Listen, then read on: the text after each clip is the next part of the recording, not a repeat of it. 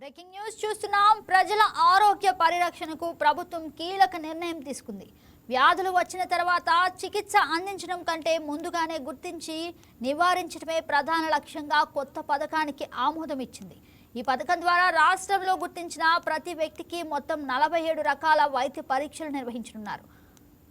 అయితే ముఖ్యమంత్రి చంద్రబాబు నాయుడు ఇచ్చిన హామీ అమలులో భాగంగా వైద్య ఆరోగ్య శాఖ మంత్రి సత్యకుమార్ యాదవ్ ఈ పథకానికి ఆమోదం తెలిపారు. ఇక రాష్ట్ర వ్యాప్తంగా ఉన్న 904 మొబైల్ వైద్య యూనిట్ల ద్వారా గ్రామ స్థాయిలో ఈ కార్యక్రమాన్ని అమలు చేస్తారు. ఈ యూనిట్లు సాధారణంగా 104 వాహనాలుగా ప్రసిద్ధి. ఈ పథకానికి సంవత్సరానికి 163 కోట్లు వెచ్చించుచుండగా ఇక సుమారు 57 లక్షల మందికి ప్రయోజనం కలగనుంది.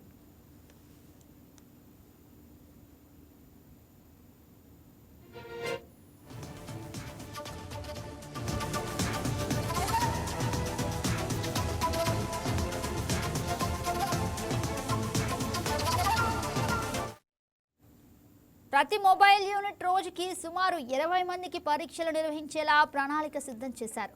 ప్రస్తుతం ఈ వాహనాల్లో కేవలం 6 రకాల సాధారణ పరీక్షలు మాత్రమే తక్షణ పరీక్ష కిట్లతో నిర్వహిస్తున్నారు. ఇక తాజా నిర్ణయంతో వీటిలో ఆధునిక పరికరాలను ఏర్పాటు చేయనున్నారు. వాటిలో స్వయం చాలక జీవరసాయన పరీక్షా యంత్రాలు, ఇక పూర్తి రక్త పరీక్ష విశ్లేషకులు వంటి పరికరాలు ఉంటాయి.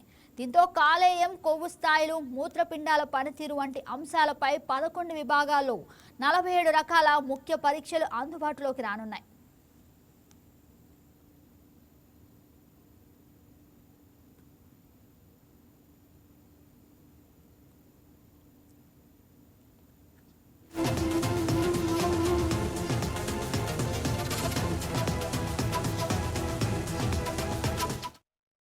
అయితే ఈ పరీక్షల ఆధారంగా ప్రతి వ్యక్తికి ఒక ఎలక్ట్రానిక్ ఆరోగ్య దస్త్రం, వ్యాధి వివరాల నమోదు రూపొందిస్తారు. ఈ సమాచారాన్ని సంజీవని పథకం కింద భవిష్యత్తులో ప్రజల ఆరోగ్య పరిస్థితిని పర్యవేక్షించడానికి, అవసరమైన సూచనలు అందించడానికి వినియోగిస్తారు. వచ్చే 2 నెలల్లో ఈ పథకాన్ని ప్రారంభించేందుకు అవసరమైన ఏర్పాట్లు పూర్తి చేయాలని మంత్రి సత్యకుమార్ యాదవ్ అధికారులకు ఆదేశాలు జారీ చేశారు. ఇదే అంశంపై మరింత సమాచారాన్ని మా ఎగ్జిక్యూటివ్ ఎడిటర్ శ్రీనివాస్ ఫోన్ ద్వారా అందిస్తారు. గుడ్ ఆఫ్టర్నూన్ శ్రీనివాస్, చెప్పండి.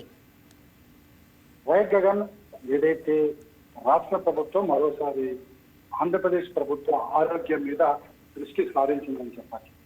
రోగం వచ్చిన తర్వాత మనకి ట్రీట్మెంట్ ఇచ్చే కంటే ముందు నివారణ మీద దృష్టి సారించాలి అనే ఒక లక్ష్యంతోనే ఆంధ్రప్రదేశ్ ప్రభుత్వం సిటిజన్స్ హెల్త్ స్క్రీనింగ్ అనే ఒక కొత్త కార్యక్రమాన్ని, ఆరోగ్యపరమైన కార్యక్రమాన్ని చేపట్టబోతుంది. ఇది పూర్తిగా హెల్త్ కు సంబంధించి ముందస్తు టెస్టులు, తద్వారా నివారణను పూర్తిగా నివారించే అవకాశం ఉంటుంది. కాబట్టి ఈ లక్ష్యాన్ని ఛేదించడంలో రాష్ట్ర ప్రభుత్వం ఈ కొత్త కార్యక్రమాన్ని చెప్పొచ్చు.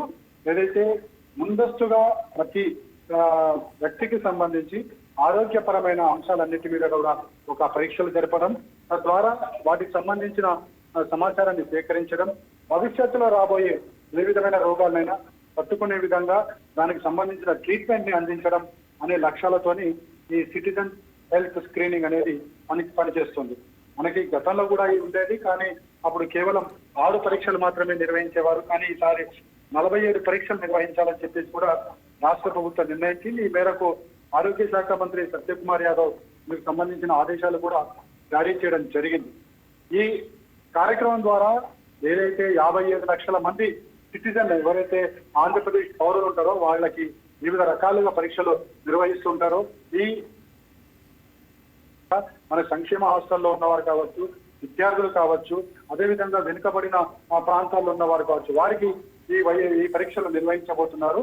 ముందస్తుగా ఈ పరీక్షలు నిర్వహించడం అంటే ఈ బ్లడ్ సంబంధించిన పూర్తి సమాచారం కావచ్చు, లేకపోతే హార్ట్కి సంబంధించింది కావచ్చు, లేకపోతే కాలేయానికి సంబంధించింది కావచ్చు, కిడ్నీకి సంబంధించింది కావచ్చు, అదేవిధంగా పలు రకాల ఆర్గాన్స్ సంబంధించినవి, అదేవిధంగా రక్తానికి సంబంధించిన పరీక్షలన్నీ కూడా నిర్వహించబోతున్నారు. ఈ కార్యక్రమం కింద 45 టెస్టులు నిర్వహిస్తారు.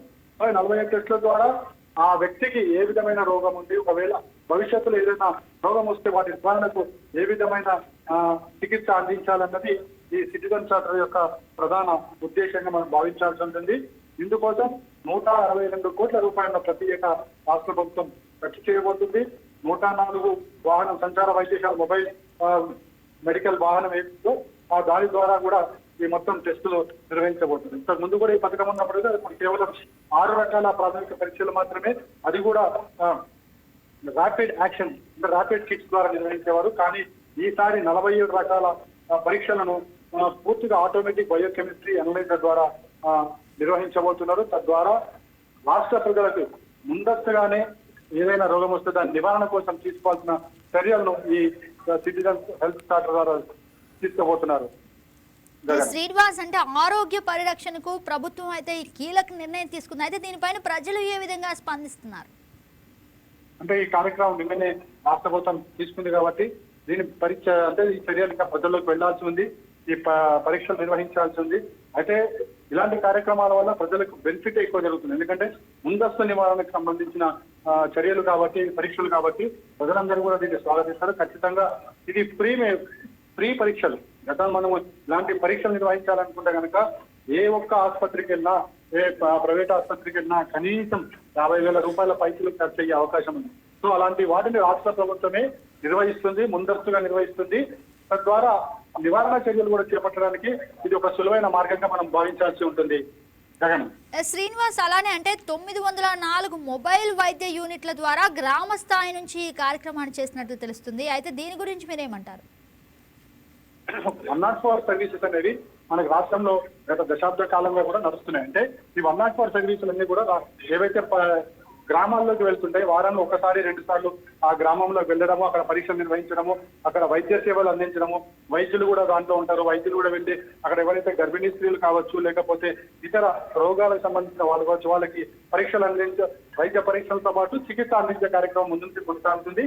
అయితే ఈ సర్వీసులు మరింతగా పెంచి ప్రతి గ్రామంలోకి వారానికి ఒకసారి లేదా 15 రోజులకి 2 సార్లు వెళ్లే విధంగా ఒక యాక్షన్ ప్లాన్ సిద్ధం చేసుకోవడం జరుగుతుంది.